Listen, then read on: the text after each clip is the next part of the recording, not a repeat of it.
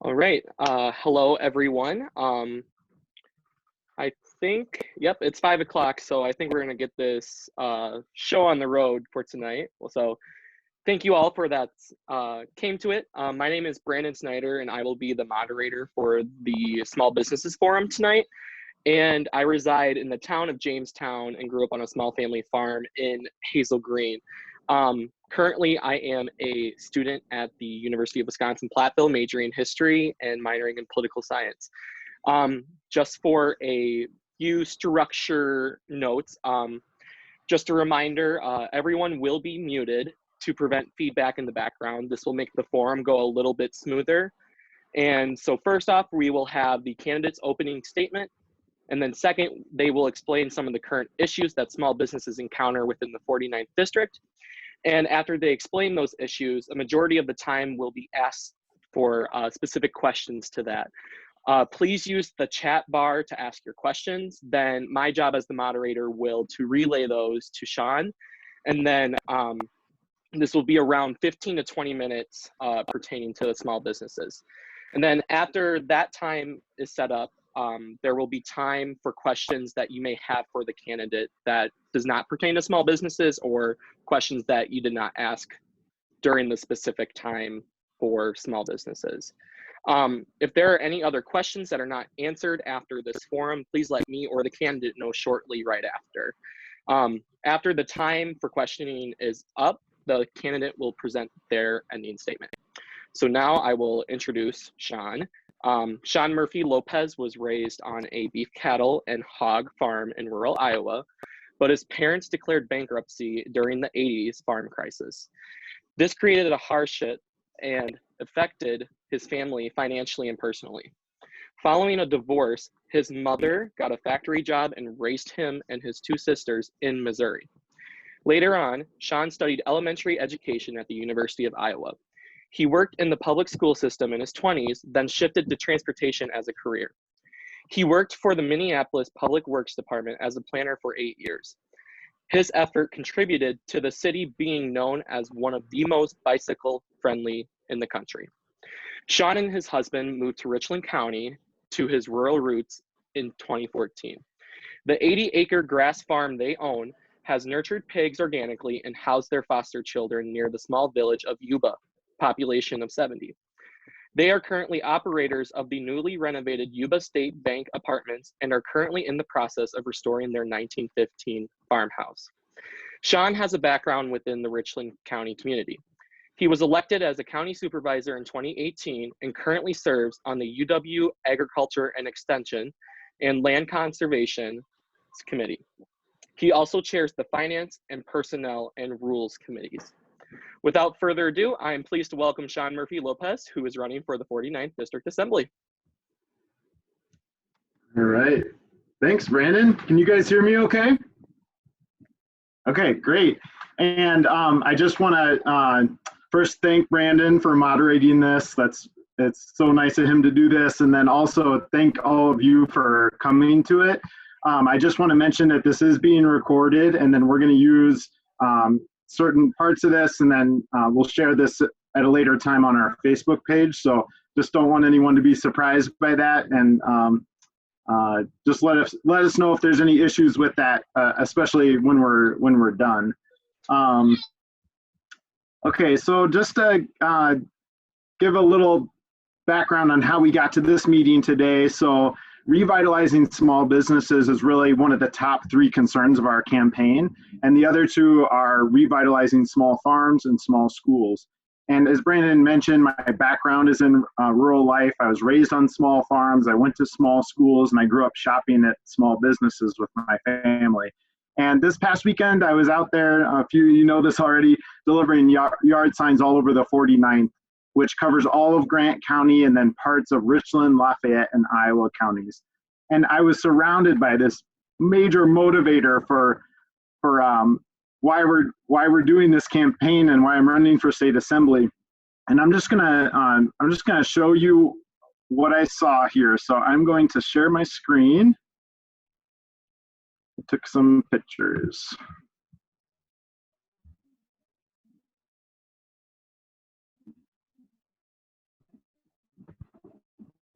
All right, can everyone see my screen? Can you guys see my screen okay? Okay, I'm seeing a few head nods. Okay, great. This right here is a building in Woodman. I started out along the Wisconsin River. Here's a tavern that's for sale. Here's an empty bank next to an occupied general store. Then I started coming down the Mississippi River, and these are all vacant storefronts I saw along the way. So this is the old Bagley Hotel, and then in Bagley there were several other businesses that were vacant, or maybe they've turned into, some of them I'm sure are apartments or homes now. But here's a lumber yard in Bagley as well. And then I was down in Cassville, and Cassville probably has some of the most challenges of any village in our district. There were quite a few vacant businesses down there. Some beautiful buildings. These are all in the heart of each of these villages. And then in Benton, same issue. Several vacant businesses on Main Street. Some for sale, some just sitting. And then I ended my 2-day trip in Muscoda. Muscada's got some really beautiful buildings. This is probably my favorite. It was in my camp video. We took a shot in front of this one. And then the Muscoda Theater. So, don't get me wrong, we have a lot to be proud of with these small business districts, but we also have some, and we have several business districts in the 49th Assembly District that look beautiful, are thriving, downtown Platteville, Boscobel, Cuba City, there's other ones as well. But our smaller villages have really been left behind for decades. And when they suffer, our friends and families suffer. So, it makes me think of the type of people who are living in these villages, like senior citizens who want to be able to stay in their homes and maybe can't do that as easily because there's no grocery store in the village anymore. Or parents who can't get a job in these villages, they have to drive pretty far. So then they've got to use more of their income on commuting instead of raising their kids and providing for them in ways that they might otherwise want to. And then just being a kid, I was a kid in a little small village like this over in Iowa, population 800, and we lived a half mile out of town. And it was so important to me to be able to go into these villages or my small town and go shopping, go to the lumber yard, do little projects, go to the pool. So also for kids, I think this is really important.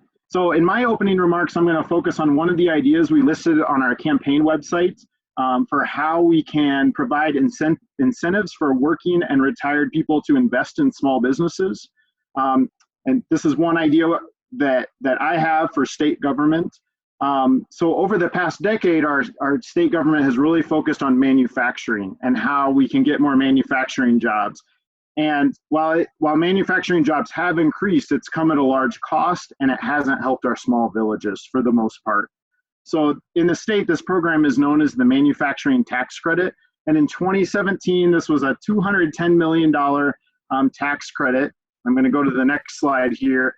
This represented about 1% of all the general revenues that came into the state. So most of this is property taxes. Not property taxes, income tax and sales tax. And this is a carve out that takes away about 1% of our general revenues to give a cash in the hands of people who build plants or improve on manufacturing plants.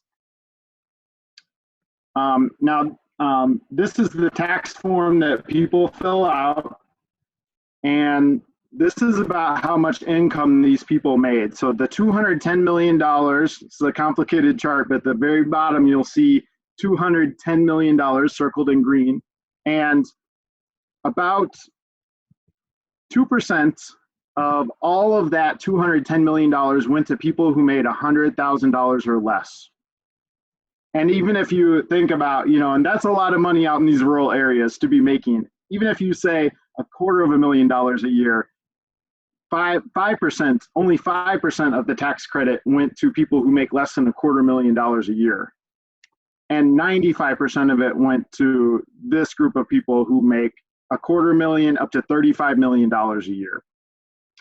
So one idea that some Democrats have mentioned is moving this to education.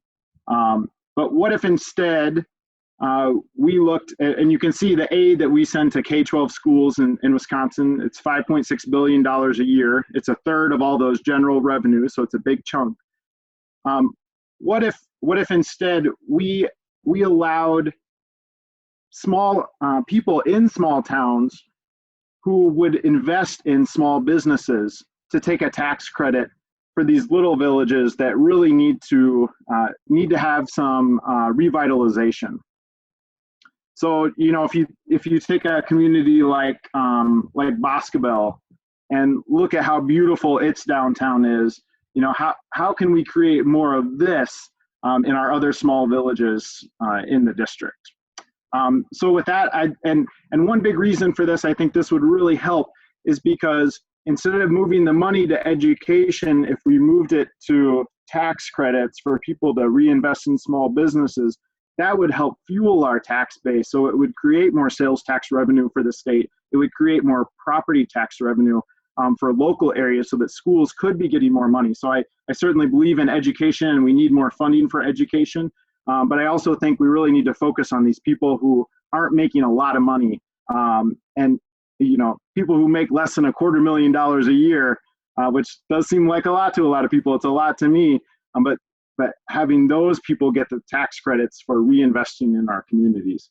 And with that, I'd just love to take your questions and hear any feedback about how you think we can revitalize small businesses. Doesn't have to be related to that one idea, but just wanted to kick us off with something. And I'll stop sharing my screen here. So we had one participant, Rebecca Gottlieb, add to a part earlier on when you were explaining about some of the issues with small businesses and Main Street. She said actually some people in Platteville have been complaining about the amount of turnover on Main Street and also high rents and the lack of diversity. So I guess how can you support increasing the diversity and then making those high rents more accommodating to the middle or lower classes? Yep, that's a good question, Rebecca. So, you know, I think the function of state government is to guide people with where they probably already want to go, but give them the extra help to do that. So the state did that with manufacturing over the past decade, and they did increase manufacturing jobs. You know, so these tax credits, they do direct people, because when you hand people a bunch of cash to do something specific, they oftentimes do it. So I think if the state, for example, created a fund that would help, say, minorities or people of lower incomes to start businesses, I think that's how we could get people, more diverse sorts of businesses in downtown Platteville. As far as stability goes, you know, I know that there are programs out there to help businesses develop plans. You know, I've been offered that assistance before. We own an apartment building in Yuba. We have an Airbnb there. And I've definitely been, we were offered that assistance through some state or federal program. And I think creating a community of people who can support each other, and also making, you know, so that it's difficult to start a new business is what I'm trying to say. And having a community there to help you along with that, I think that could increase stability. I'm going to stop right there and let someone else jump in. I had another thought, but it slipped my mind at the moment, so feel free to jump in. So Donna Swanson said, I think good broadband service is important for small businesses and communities and needs to be improved in our rural areas. What can be done to accomplish that? So I'm not an expert in broadband. I don't want to pretend to be one. I know there are much better experts than me on that, but I do know that the state has been giving funding. There's a grant program out that's been out for several years. It was recently increased quite a bit. There's quite a bit more funding in there. I think I think one way to really help some of these rural areas, I mean, we got a lot of small villages and a lot of people out in the country in our area. Probably a third of all people in the 49th district actually live in the country, you know, and another third probably live in these small villages. So I think making sure that some of this funding is directed to those places, you know, especially these places that are losing population. You know, I mean, that's one way we could stabilize business activity and school enrollments in these areas that are losing population and kids, is we could make sure more of the funding was going to those places to encourage people to stay there, to invest, or to move there if they're not already there. So I think that's how I would look at broadband at the state level. Like, how can we make sure it's getting to the areas where the need is most, not necessarily where, you know, people have the best grant writers and where they've got the, you know, the best government agency that knows how to do all this stuff. You know, I'm on the county board in Richland County, and we don't always have the capacity to do that sort of, to jump through all those hoops that they want us to jump through. And other counties, they're ahead of us because they do have that infrastructure, or that structure in place at their agency. So we really need to be looking at how can we help the people who are struggling the most, the governments, the communities who are struggling the most. That's my pitch. That's my pitch, Donna, on that one. And then Joyce, is it Boss or Bose? Bose? It's Boss. Okay. Boss, okay, Joyce Boss. She commented that building up small businesses in towns would help stop the youth from leaving our areas. Could you explain how that is so, if you'd want to say? Joyce, do you want me to take a shot at that, about why I think that's so? So I think you know, a lot of us, when we graduate, or when we graduated from high school, you know, we go off somewhere else. You know, not everyone, but there's a good chunk of people who do that. And you know, I think eventually, after you go off on some adventures, this group of people, at least, you feel this pull to go back to where you're from. Not for everybody, but for some people.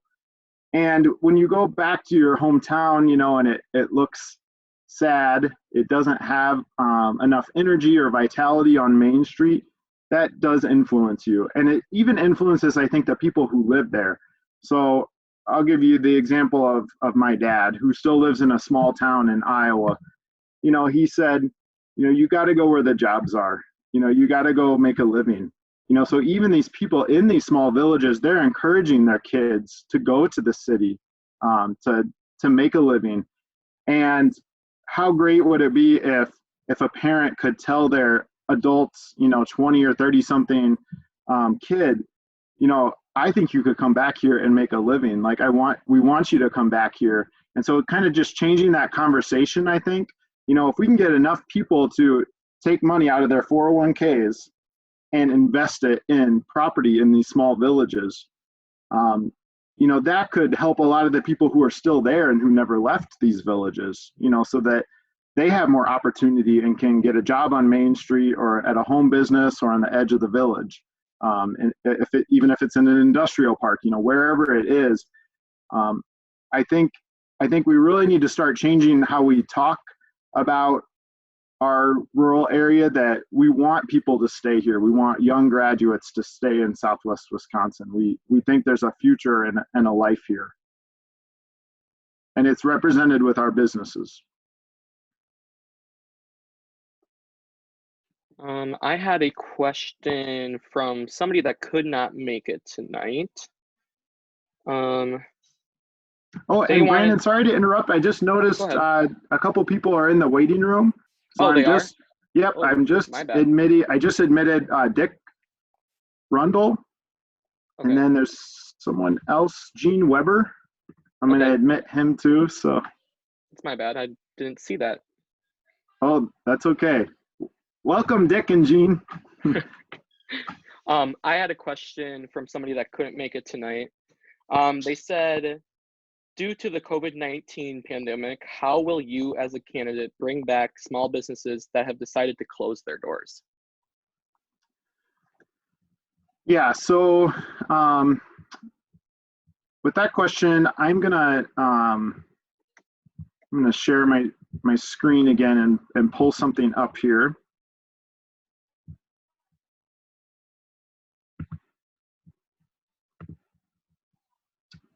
So this is something very timely going on right now.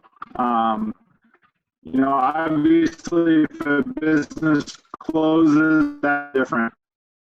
A different question. That's really what it's important to point out, that there is help for small businesses out there, but it's going to be a very short window for people to apply. So of course we don't want those businesses to close, because if they stay open, they're more likely to get through this. And there are grants for $2,500 a piece for 30,000 small businesses in the state.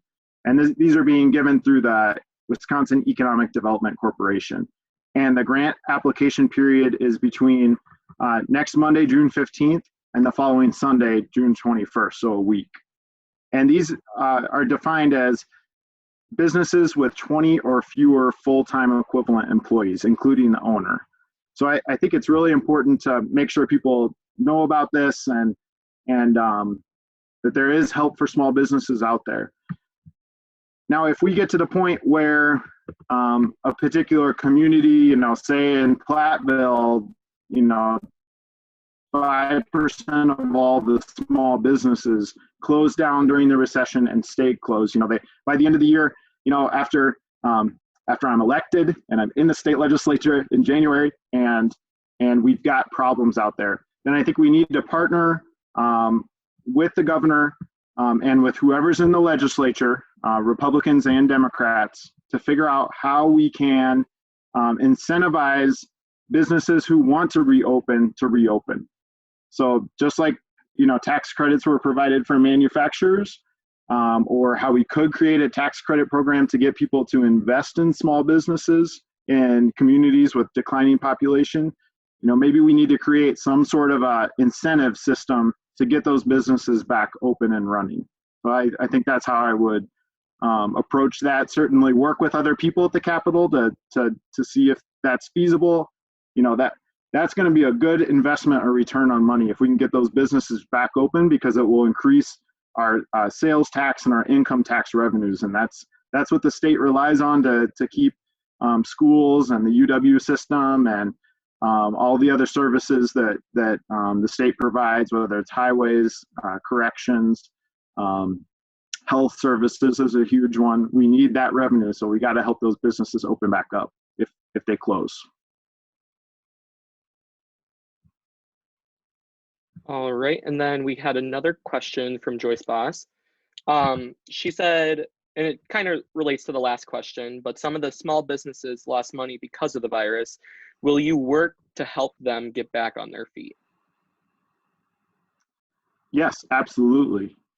Yeah, I think that taking those actions, I think that I mentioned in the previous question in my answer, and then also, we really need, I really want the state to be, employees of the state to be on the ground. And I'm sure to some extent this already happens. And there's probably some people on this call, like I'm looking at Kate, I know she works for a regional planning commission, who already take the temperature of what's going on in different communities. But I think as many people as we can have from the state of Wisconsin, government employees, we have 70,000 employees at the state.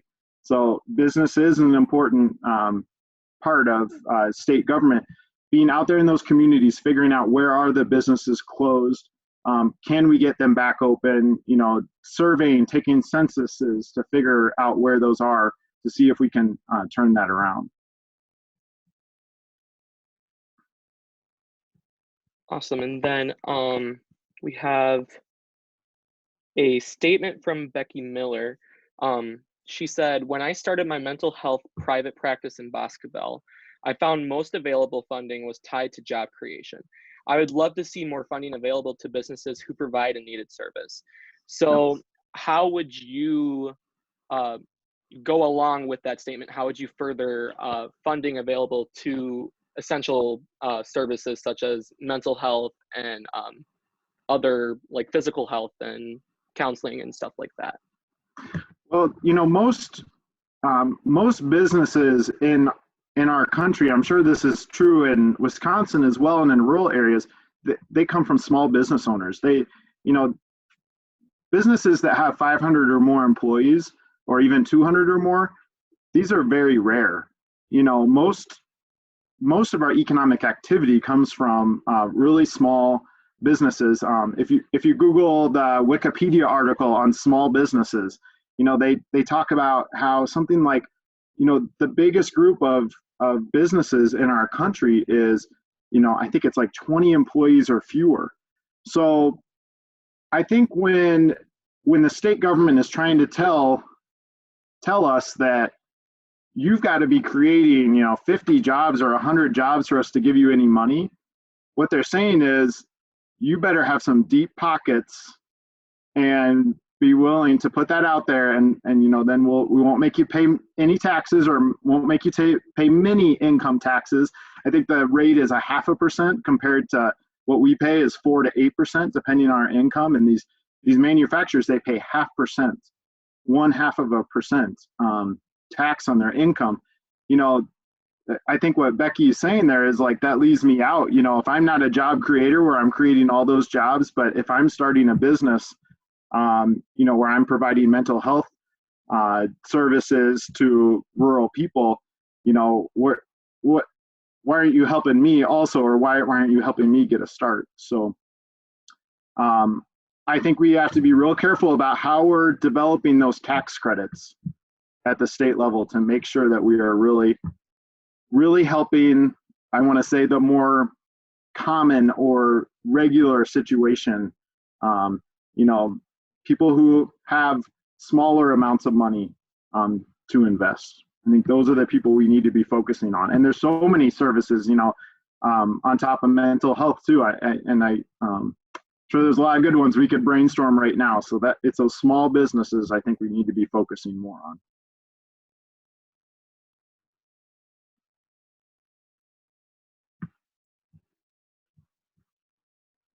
All right, does anyone else have any questions pertaining to small businesses?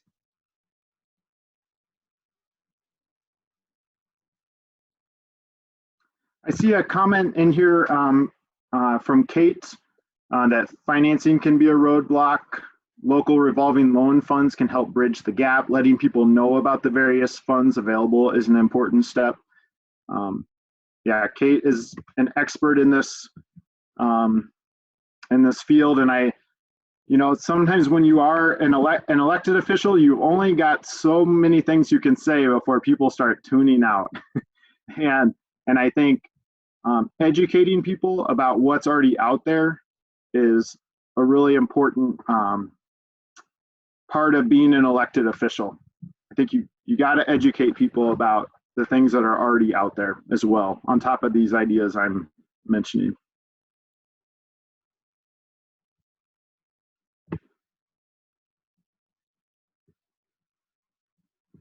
I'm just scrolling through the chat box too. Thanks, you guys. This is great. Thanks for everything you're contributing here.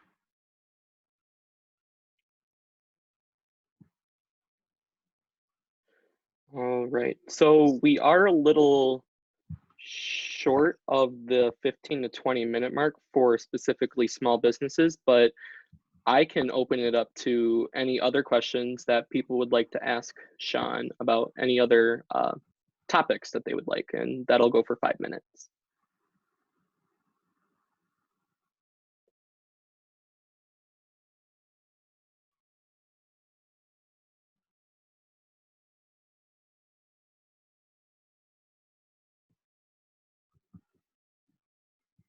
So I have a question from a local farmer, actually, and he could not make it because he is milking right now.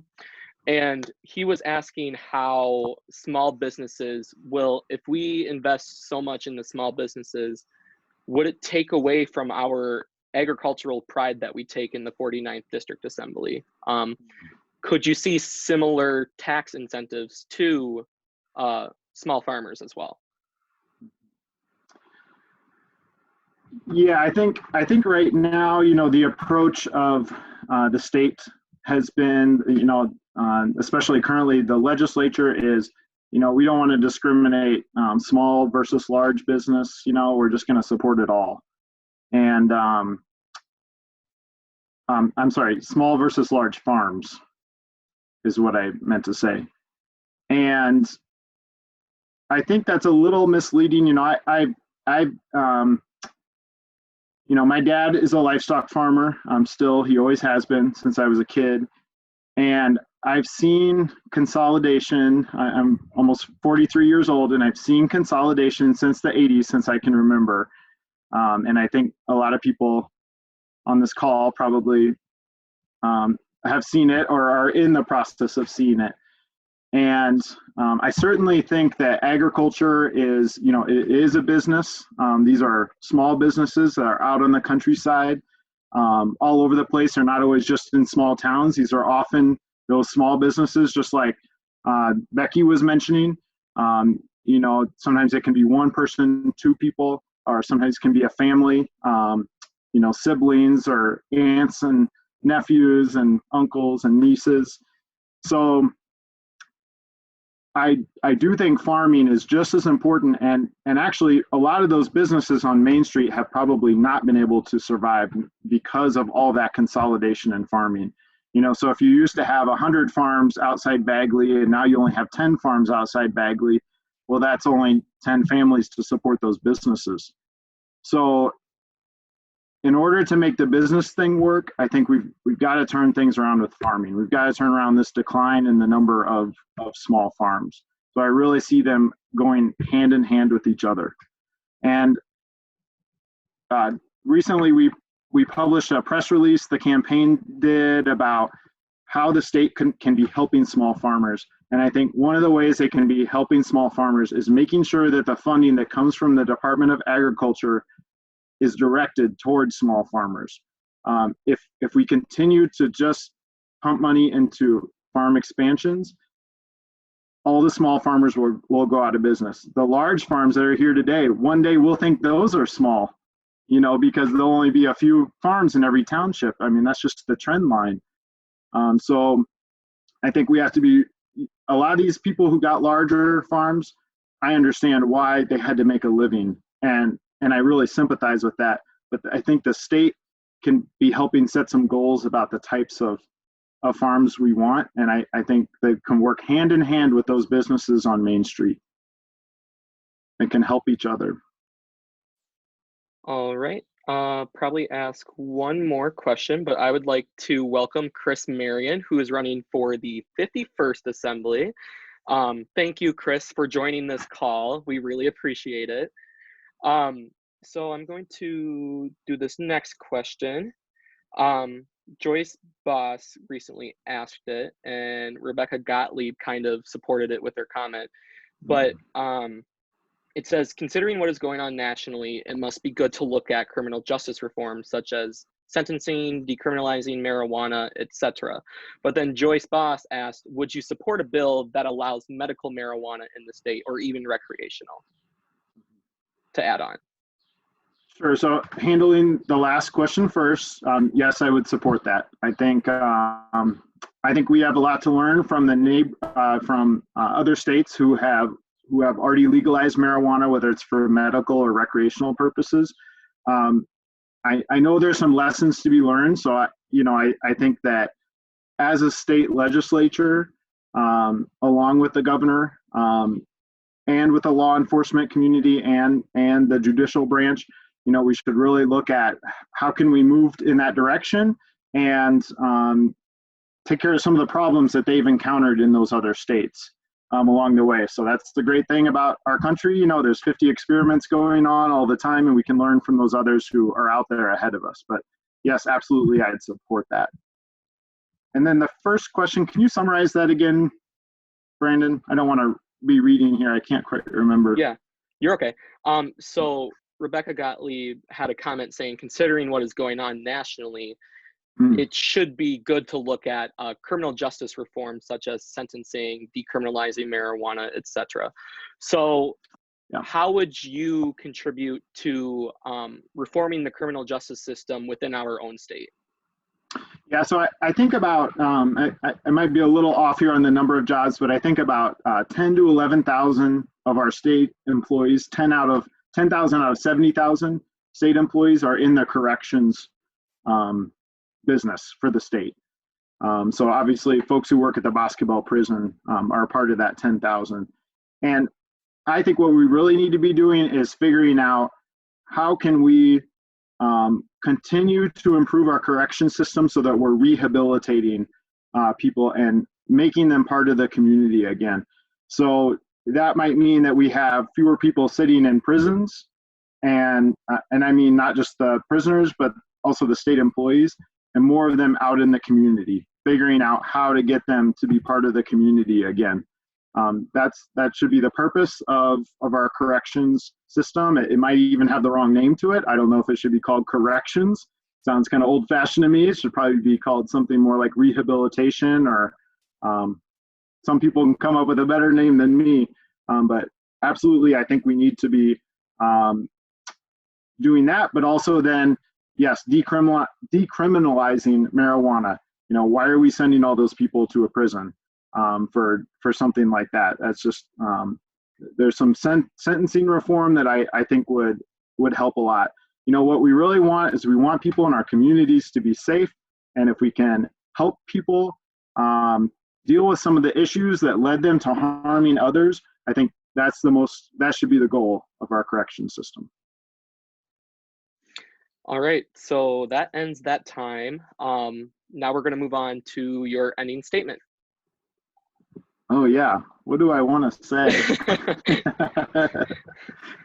You guys had such good questions that I can't even remember what I was going to say now.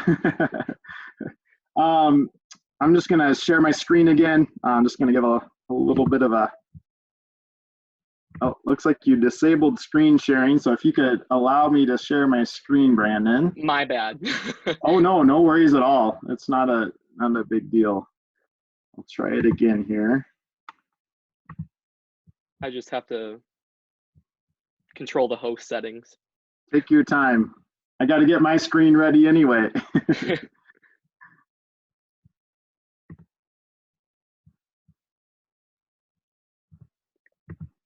You should be good to go. Awesome. Thanks. So I was just going to show you guys a few slides of kind of what we're doing on the campaign, but you know, I wanted to mention too, like, I just have a lot of pride and faith in rural people. Like, I think we can really turn around a lot of these issues that we're dealing with, like those vacant storefronts that I was showing you from our small villages. But I think the reason I want to run for state legislature is because I want the state government to give us a fair shot in rural areas. You know, so help us as much as you're going to help those wealthy manufacturers. We can do some of this work. You know, we have the ideas for businesses, give us the freedom to do it, you know, but also help us like you're going to help those other people. And it's going to take a lot of hard work to get elected.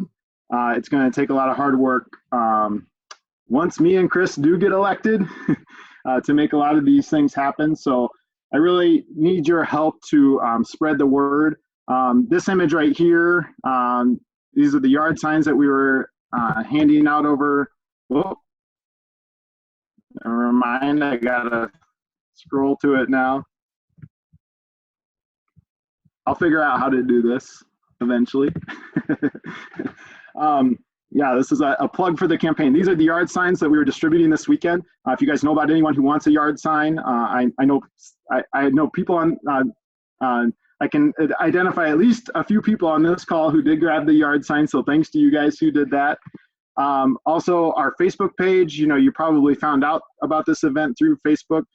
All these people sharing posts, that really helps to spread the word. And finally, donations.